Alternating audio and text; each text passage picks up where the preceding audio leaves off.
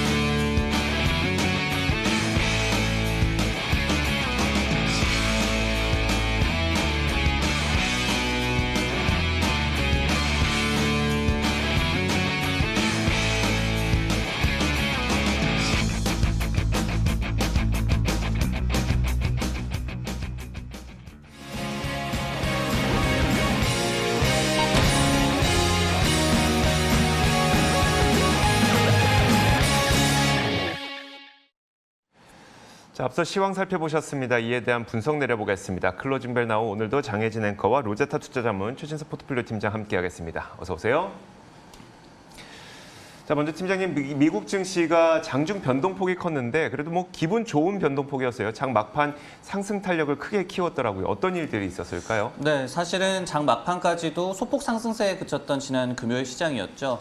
하지만 마감 1시간 전부터 매수세가 좀 집중이 되면서 S&P 500 지수가 신고가를 기록하는 등 좀 기분 좋게 마무리를 했는데요. 예를 들어서 다우지수 같은 경우에 막판 8분 정도에 무려 150포인트 정도 상승했다라는 그런 보도 내용이 나왔습니다. 근데 이제 특정 요인이 있었다라기보다는 금리 안정에 따라서 좀 우호적인 심리가 이어졌고, 그리고 섹터별로 좀 호재가 각각 좀 있었던 점이 시장에 좀 영향을 줬던 것으로 해석을 할 수가 있겠습니다. 예를 들어서 이 PC 가격 지수가 예상 대비해서 상승폭이 좀 적었죠. 그러면서 인플레이션이 가속화되고 있다는 우려를 좀 완화를 시켜줬고요. 그리고 연준의 주요 은행들의 이 주주 환원 정책 확대 허용 방침 발표에 금융주가 또 강세를 보였고, 그리고 바이든 대통령이 백신 보급 목표를 또 상향한다라고 발표를 함으로써 경제 정상화 기대감이 강화됐고, 그리고 또 관련주가 잘 가는 이런 모습 등이 나왔습니다. 오한다라는 기관에서는 PCE 지수가 컨센서스를 하회했기 때문에 이런 점들이 국채 금리가 단기 횡보할 수 있다는 점을 시사한다라고 분석을 했고요. 하지만 이제 시장의 최근에 좀 흐름을 본다면은 분기 말에 이 리밸런싱이 시장 흐름에 좀 영향을 많이 주고 있다는 얘기도 많이 나오고 있어서 이런 부분을 좀 감안을 할 때 앞으로도 이 같은 좀 변동성 염두해야 하는 그런 환경은 지속이 되고 있는 것 같습니다. 자, 이어서 상품 선물 시장의 움직임도 한번 살펴보도록 하겠습니다. 먼저 국제 유가부터 볼 텐데요. 국제 유가가 거의 4%에 가까운 반등을 보였습니다. 유럽과 아시아를 잇는 항로죠. 이 수에즈 운하가 막힌 것이 계속 그 유가를 상승시키는 그런 요인으로 작용을 하고 있는데, 자, 이게 막히다 보니까 선박들은 아프리카 대륙을 이제 돌아가야 됩니다. 그래서 원유 공급뿐만 아니라 수많은 컨테이너선들이 운송이 지연이 되고 있고요. 이 사태가 장기화될 것이라는 우려 때문에 유가는 반등을 하게 됐습니다. 유가는 지난 금요일에 3.69% 오르면서 60.72달러를 기록한 채 마감이 됐습니다. 자, 이어서 금 가격도 한번 살펴보도록 하겠습니다. 금 가격은 0.4% 정도 반등을 했는데, 하지만 최근 10년물 금리와 또 달러 가치가 계속 상승세를 기록을 하고 있다 보니까 이것이 주간 기준으로 봤을 때는 금에 좀 하락 압박을 계속 주고 있는 것으로 보입니다. 주간 기준으로는 3주 만에 하락으로 전환된 채 마감이 됐고요. 다만 지난 금요일에는 0.38% 오르면서 1,731.6달러를 기록했습니다. 자, 이어서 10년물 국채금리도 한번 보도록 하겠습니다. 자, 10년물 국채금리가 지난 금요일에 올랐습니다. 다만 이 인플레에 대한 우려가 조금 감소하면서 장중에 상승 탄력이 다소 둔화된 것이 이 시장에는 긍정적으로 작용을 했던 것으로 보이는데요. 물가 지표 또 여러 가지 지표들이 인플레 발생에 대한 우려를 감소시켰고, 10년물 금리는 장중 상승 탄력을 축소한 채 1.66%대에 마감을 했습니다. 자, 이렇게 상품 선물 시장 살펴봤습니다. 글로벌 외신 확인하도록 하겠습니다. 자, 첫 번째 뉴스부터 보도록 하겠습니다. 팀장님, 어떤 소식 볼까요? 네, 금리 상승 공포라든지 코로나19의 재확산, 그리고 분기 말에 이 대형 펀드들의 리밸런싱 등의 변동성에 시달리고 있는 미국 증시가 되겠습니다. CNBC는 1분기가 마무리가 되는 이번 주에 변동성이 확대될 수도 있다라는 보도 내용을 전했는데요. 이와 더불어서 새로 시작하는 2분기에 과연 변동성을 높이거나 아니면 완화시킬 요인이 뭔지 알아보도록 하겠습니다. 일단 변동성을 높일 요인으로는 분기 말 리밸런싱이 여전히 지목이 되고 있습니다.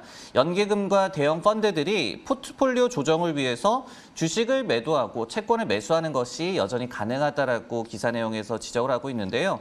이 1분기간에 채권 금리 상승세가 가속화됐습니다. 그러다 보니까 펀드 매니저들이 채권 비중을 채우기 위한 이 채권을 매수하는 그런 이 매수세로 이어져 오는 그런 상황이 전개가 됐었는데요.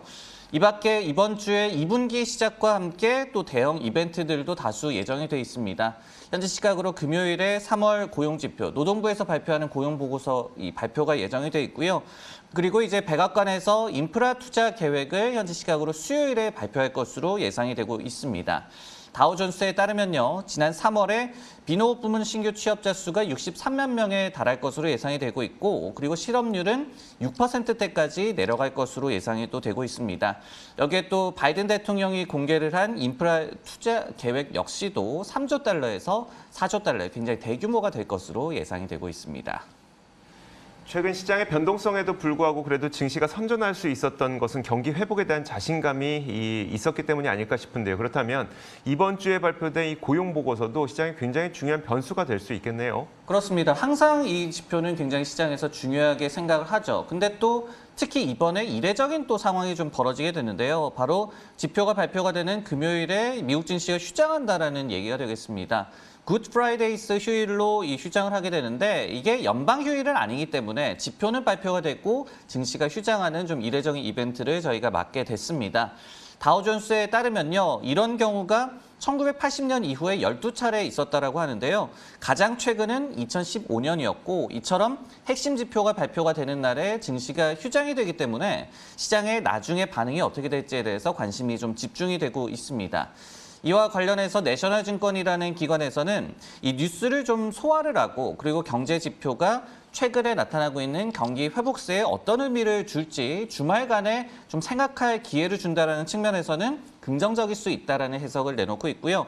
실제로 지난해 3월에 이 비농업 부문 신규 취업자 수가 66만 명 이상이나 감소를 했었고 실업률도 26년 내 최고치인 8.5%까지 치솟았던 그런 경험이 있기 때문에 이번에 지표가 크게 좀 개선되는 것을 기대해 볼 만하다라는 얘기도 시장에서 나오고 있습니다.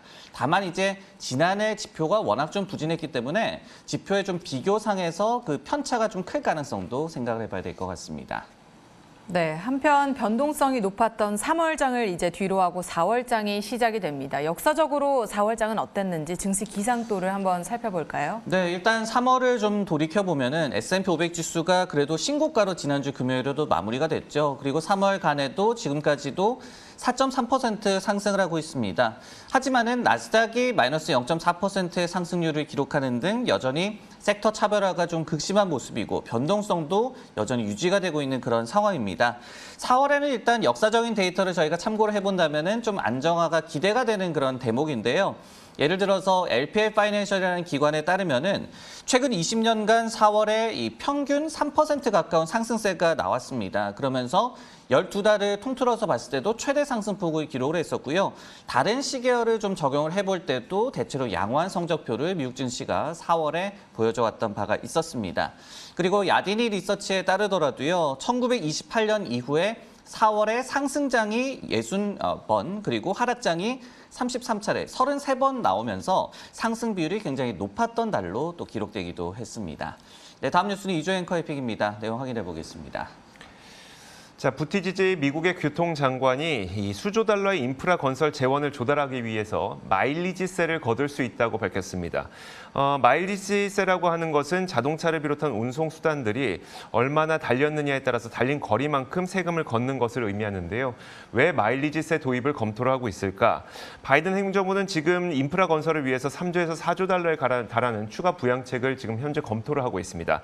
다만 코로나 팬데믹 때문에 이미 국채 발행을 통해서는 굉장히 큰 금액의 이 자금을 조달했기 때문에 이제는 국채 발행이 아닌 좀 다른 통로를 통해서 자금을 조달해야 되는데 이번 부양책에는 인프라를 주로 하기 때문에 도로와 교량, 수로 등 재건하는 내용이 포함될 것입니다.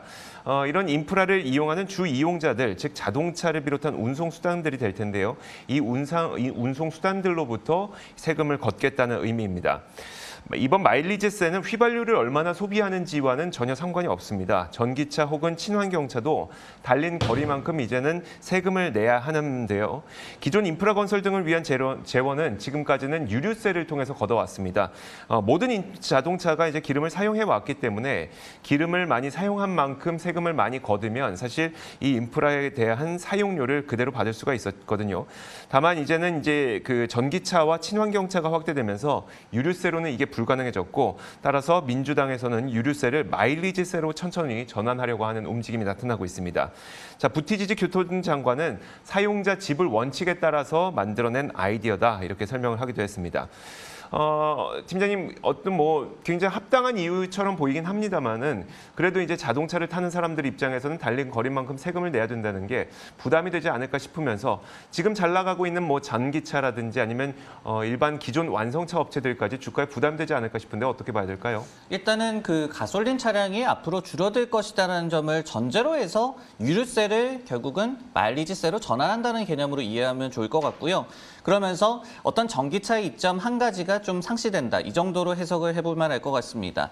다만 지난주에 제닛 옐런 재무장관의 증세 언급이 있었죠. 그러면서 어떤 성장주라든지 기술주에 대해서 단기적인 주가 타격이 있었다라는 그런 해석이 있었지만은 자동차 관련주 같은 경우에는 그보다는 경제 정상화 기대감이라든지 아니면은 최근에 반도체 수급 이슈에 더욱더 좀 민감하게 반응하는 그런 모습이 나왔었기 때문에 이번 이슈 같은 경우에는 어떤 증세 공포의 한 가지를 좀 더해주는 정도의 의미로 해석하는 것이 더 적절할 것 같습니다.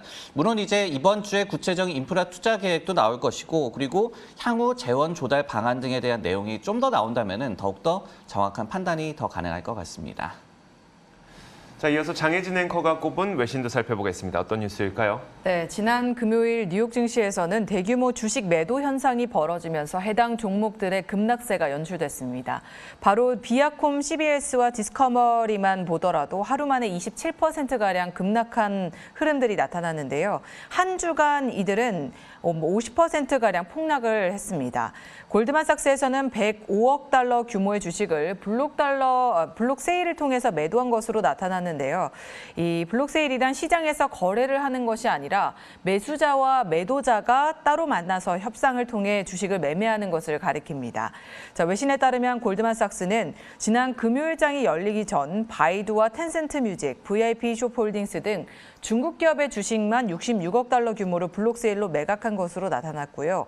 이뿐만이 아닙니다. 아까 말씀드렸던 비아콤 CBS와 디스커버리 등도 함께 매각을 한 것으로 나타났는데 매각 건당 10억 달러가 넘을 정도로 큰 규모여서 블록 세일을 한 주식들은 지난 금요일장에서 모두 극심한 주가 변동성을 겪었습니다. 최근 골드만삭스는 중국 대형 기술주부터 미국 미디어 재벌 주식에 이르기까지 핵심 주식 350억 달러 규모를 블록 세일을 통해서 매각을 했다고 하는데요. 하지만 이에 대한 해석은 굉장히 많은 의견들이 제시가 되고 있습니다. 모건 스탠리가 관리하던 비상장 주식 대부분을 정체가 드러나지 않은 주주들을 대신해서 골드만삭스가 블록세일 방식으로 매각을 했다라는 내용이 전해지고 있는데요. 즉 골드만삭스가 보유하고 있던 주식을 판 것이 아니라 골드만삭스의 창구를 통해서 대신해서 매각을 했다는 얘기가 되겠습니다. 월가에서는 지분 소유주가 대체 누군지 소문만 무성한 가운데 가장 유력한 헤지 펀드사 아키고스가 주목을 받고 있습니다. 일부 외신에서 헤지펀드 아키고스 캐피털 매니지먼트와 연계된 여러 주요 투자 은행들이 비아콤 CBS와 디스커버리 주식을 매각한 것이 주가 급락세를 이끌었다라는 보도가 나왔기 때문인데요. CNBC에서도 아키고스가 주식 매도 압박에 몰렸다면서 엄청난 레버리지로 인해서 마진콜이 들어오면서 아키고스가 블록 세일에 나선 것으로 보인다라는 분석을 내놨습니다. 다만 아직까지 해당 IB들의 공식적인 의견은 발표가 되지 않은 상태입니다. 자, 지난 금요일장에 해당 기업들의 주가가 왜 이렇게 많이 빠졌지 하고 의문을 가진 분들이 참 많이 계실 것 같은데요. 기사 내용을 바탕으로 관련 사건에 대해서 정리를 부탁드립니다. 네, 간단히 좀 다시 정리를 해보자면은 이날 일부 기업의 주가가 크게 이슈가 없었는데도 이례적으로 좀 급락을 했습니다. 근데 알고 보니까 대형 IB를 낀 블록 세일이었다. 그리고 그 매도를 한 주체를 봤더니 패밀리 오피스나 아니면 소형 펀드들로 좀 의심이 된다. 이렇게 정리를 할 수가 있을 것 같은데요. 한 3가지 정도 저희가 생각해 볼 시사점이 있을 것 같습니다.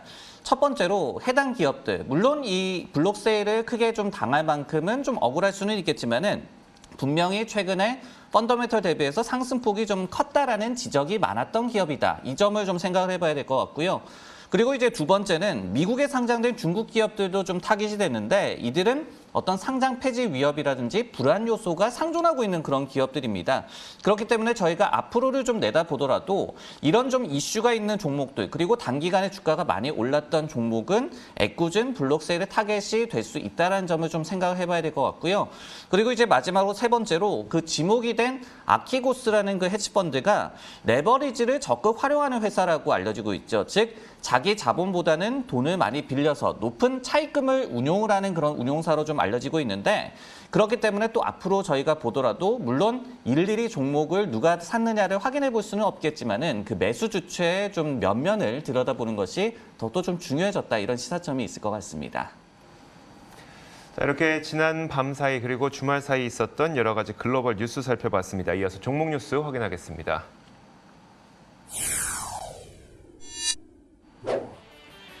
오늘의 종목 뉴스입니다. 니오가 반도체 품귀에 따른 공장 가동 중단을 발표하면서 지난 금요일장에서 급락했습니다.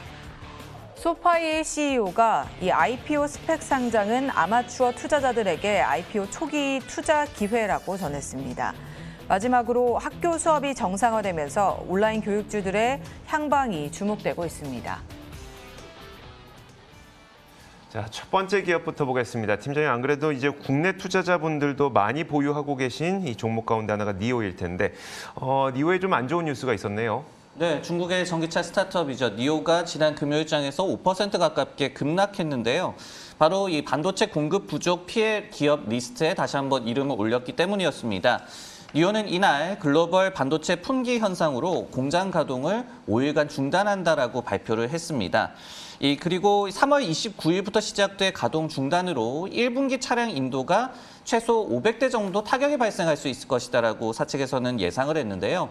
니오는 당초 올해 1분기 인도량 가이던스를 2만 대에서 2만 500대로 제시한 바가 있었습니다. 그렇기 때문에 이 경우 해당 수치가 최소 19,500대로 내려갈 것으로 전망이 되고 있습니다. 다만 이렇게 인도 대수에 다소 좀 타격이 발생하더라도 니오는 라이벌인 샤오펑이라든지 리오토 대비해서는 인도 대수가 앞설 것으로 예상이 되고 있는데요. 한편 글로벌 완성차 업체들은 이렇게 줄줄이 반도체 품귀를 이유로 이 가동 중단, 생산 중단을 발표하고 있는 그런 상황입니다. 차량용 반도체 생산망은 CNBC에 따르면은 코로나19 팬데믹 여파뿐 아니라 이 트럼프 행정부 때 시작이 됐던 미중 갈등에도 어느 정도 영향을 받고 있습니다. 최근 굉장히 또 핫하기도 했었던 이 니오가 뭐 $62까지 가기도 했었다가 지금은 $36까지 꽤 많이 내려왔는데 그러다 보니까 이제 보유하고 계신 투자자분들께서는 많이 걱정이 되실 것 같거든요. 월가의 투자 의견을 지금 시점에서 다시 한번 점검해 볼까요? 네, 시킹알파의 집계에 따르면은 지난 한 달간의 니오의 주가가 20% 가깝게 하락을 했습니다. 그러면서 연초 고점 대비하더라도 지금 40% 이상 하락한 상황인데요. 이미 지난달에 반도체 부족의 2분기 생산에 차질이 있을 것이다라고 경고를 전한 바가 있었는데 그에 이어서 이번에 좀 겨박자가 나왔고 그리고 워낙에 또 고퍼주다 보니까 최근에 금리 상승에 따른 고퍼주에 대한 전반적인 피해도 동반해서 좀 부진한 흐름이 나타났었습니다. 다만 최근에 이제 미주오에서 매수 커버리지를 새롭게 제시를 했어요. 그러면서 목표 주가로 $60를 제시를 했는데 프리미엄 전기차 리더이자 그리고 혁신 기업이다라고 평가를 했습니다. 그리고 이 기업이 중국에서도 시장 점유율을 더욱더 좀 확장을 하고 그리고 유럽 시장에도 진출하겠다라는 계획을 갖고 있는데 이런 부분들이 잘 수행이 된다라고 한다면은 앞으로 시장 점유율을 더 늘릴 수 있다는 긍정적인 투자 의견을 제시한 바도 있었습니다. 네, 한편 일본 차량용 반도체 업체죠. 르네사스 공장 화재로 인해서 품귀 현상 장기화가 이어질 거다라는 우려도 제기가 되고 있는 상황입니다. 사실 이 문제가 장기화가 되면 이 사태는 좀 심각해질 것으로 보이는데 자세히 설명을 좀 해주시죠. 네, 르네사스 같은 경우에는 지난 3월 19일에 제조 공장에 화재가 났다라고 사측에서 발표를 전했습니다. 근데 이제 사측에서는 생산 재개에 1개월이 소요될 것이다라고 얘기를 했는데 하지만은 완전 복구에는 3개월 정도 걸릴 것이다라는 보도 내용이 나오면서 관련된 좀 우려가 커지고 있는 그런 상황입니다. 그리고 이로써 차량용 반도체 점유율 1위에서 3위 업체들이 모두 다 이제 생산 차질을 겪고 있는 상황인데요. 앞서서 그 시장 점유율 1위인 NXP 반도체, 네덜란드 업체죠. 그리고 3위 업체, 독일 업체인 인피니온 같은 경우에도 지난 2월에 텍사스 지역에 정전 피해를 입으면서 생산 시설에 타격을 입었던 바가 있었습니다. 참고로 이제 IHS 마킷에서는 지난 2월 중순이었죠. 1분기에 반도체 품귀 현상으로 인해서 100만 대 정도의 완성차 생산 차질이 예상된다라고 이 전망을 제시한 바가 있었습니다. 근데 그 이후에는 상황이 좀 개선이 될 것이다. 그러면서 연 생산 전망치인 8,460만 대에는 영향이 굉장히 제한적일 것이다라고 예상을 한 바가 있었거든요. 하지만 이제 그 이후에 르네사스 공장 화재가 나왔었기 때문에 상황이 오히려 좀 악화된 그런 상황이다라고 말씀을 드릴 수가 있겠고 그렇기 때문에 관련 기관에서 전망치를 추가로 하향할 그런 가능성도 저희가 앞으로 좀 염두를 해봐야 될 것 같습니다. 네, 다음 종목 뉴스는 이조 앵커의 픽입니다. 내용 확인해 보겠습니다. 자, 요즘 시장에서 가장 촉망받는 핀테크 스타트업 가운데 하나가 바로 소파이입니다. 이 소파이의 CEO가 스펙 상장이 아마추어 투자자들에게 IPO 초기에 투자해 볼 수 있는 기회라고 언급을 했었는데요. 소파이는 여러분들께서도 아시다시피 현재 스펙 상장을 준비하고 있고 소셜 캐피탈의 스펙인 IPO2와 함께 합병을 논의하고 있는 상태입니다. 자, 그래서 소파이에 투자하고자 하는 분들은 이미 IPO에 투자를 하고 있는 상태인데 한편 이 IPO의 경우에는 전통적으로 기관 투자자들이나 아니면 고액 자산가들의 잔치였었죠. 왜냐하면 특히 미국 시장은 우리나라와 달리 소액 개인 투자자들은 IPO 자체에 참여를 할 수가 없기 때문입니다. 자, 그래서 IPO로 이제 시장에 상장을 하면 이미 몇 배 이상 이 오른 가격에 살 수밖에 없기 때문에 IPO 시장에서 개인 투자자들은 비싼 값에 고점에 매수할 수밖에 없는 상태였습니다. 이런 가운데서 소파이의 CEO인 앤서니 노토는 인터뷰를 통해서 일반인들이 전에 없던 방식으로 이제 투자에 접근할 것이다라고 설명을 했는데, 자, 이 노토의 인물에 대한 설명이 좀 부연 설명이 필요할 것 같습니다. 그는 IPO 경험만 거의 50차례가 넘는 IPO 전문가라고 할 수가 있습니다. 그가 진행했던 가장 유명한 IPO 가운데 하나가 바로 트위터의 상장이었었는데요. 그는 과거 이제 골드만삭스에서 파트너로 일하면서 수많은 기업을 상장시켰고, 이제는 그가 이 소파이의 CEO를 맡아서 소파이의 상장을 추진하고 있는 겁니다. 팀장님, 이 소파이에 대해서 많은 분들이 또 기대를 하고 있기도 하고, 스펙 상장을 한다고 하니까 미리부터 접근하고 있는 분들도 꽤 많은 것 같거든요. 이 소파이에 대한 월가의 시각은 어떨까요? 네, 소파이 같은 경우에는 카카오뱅크와 비슷한 온라인 은행으로 이해하는 것이 좋을 것 같아요. 그러면서 처음에는 학자금 대출로 이제 시작을 했었다가 지금은 계좌 관리라든지 그러면서 금융 서비스 전반을 영위하고 있는 그런 핀테크 업체입니다. 올 초에 이제 스펙 상장 얘기가 좀 나왔을 때 포브스에서 소파이 주식을 사야 할 3가지 이유라는 그런 기고문을 남겼었는데요. 그 부분을 좀 인용을 해서 말씀을 드리도록 하겠습니다.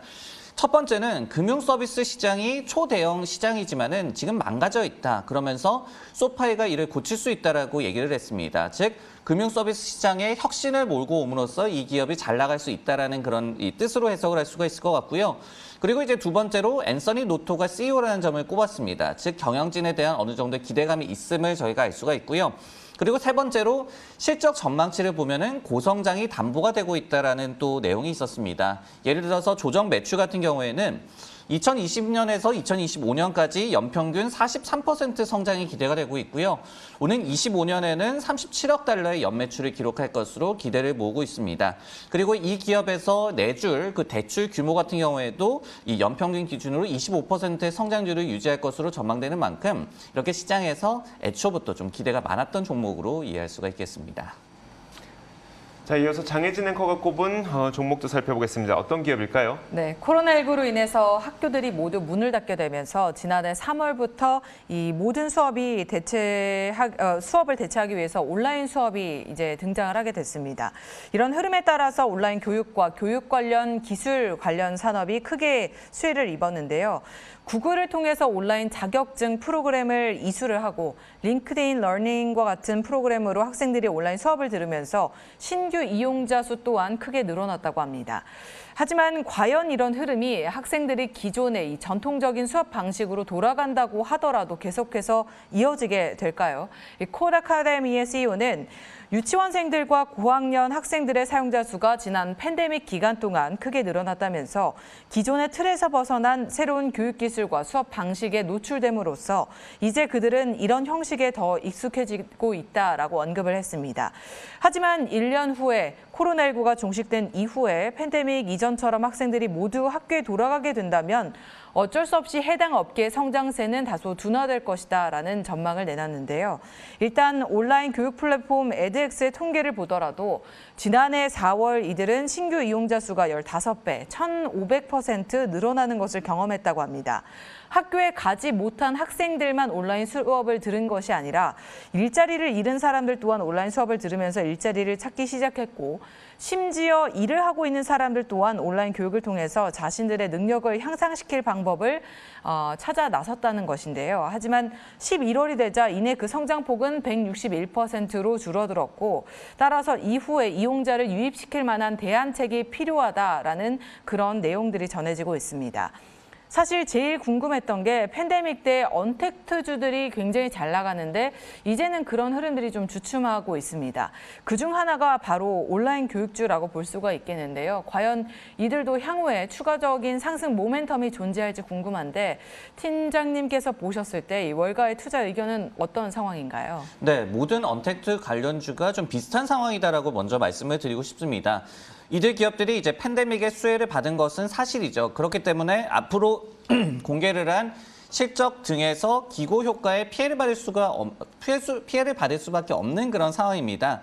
근데 또 공통적으로 이들 관련주에 대해서 나오고 있는 의견은 한번 편리함을 맛봤기 때문에 어느 정도의 트렌드는 이어질 것이다라는 또 내용도 공통적으로 좀 나오고 있습니다. 이렇게 좀 혼재된 상황이다 보니까 예를 들어서 페이팔 같은 경우에도 비트코인 거래 서비스를 시작을 했고, 그리고 줌비디오 같은 경우에도 이제 타 앱과 통합 시도를 하면서 새로운 시도를 통해서 결국 생존 전략을 짜고 있는 그런 상황인데요. 그렇기 때문에 온라인 교육지도 팬데믹 이후에도 주가가 잘 가기 위해서는 기사 말미에도 나왔던 그런 대안책이 얼마나 좀 효과적이냐가 좀 관건이 될 것 같고요. 여기에 한 가지 더 이제 규제 이슈를 저희가 살펴봐야 될 것 같습니다. 물론 이제 미국 기업은 아니지만은 탈 에듀케이션 등의 중국의 온라인 교육 관련주가 있습니다. 근데 지난주 금요일에 미국 증시에 좀 급락을 하고 말았거든요. 근데 이 중국 당국에서 6세 이하에 대한 온라인 교육을 금지하는 등의 새로운 규제를 발표한 것에 영향을 받았다는 그런 해석이 나왔습니다. 물론 이제 제프리스라는 IB에서는 저연령층을 대상으로 한 서비스가 애초에도 적기 때문에 영향이 미미할 것이다라고 해석을 하기는 했지만은 이렇게 관련주에 있어서 규제에 대한 리스크도 앞으로는 좀 염두를 해봐야 될 것 같습니다. 자, 지금까지 장혜진 앵커 그리고 로제타 투자자문 최진석 포트폴리오 팀장과 함께 이야기 나눠봤습니다. 오늘도 수고하셨습니다.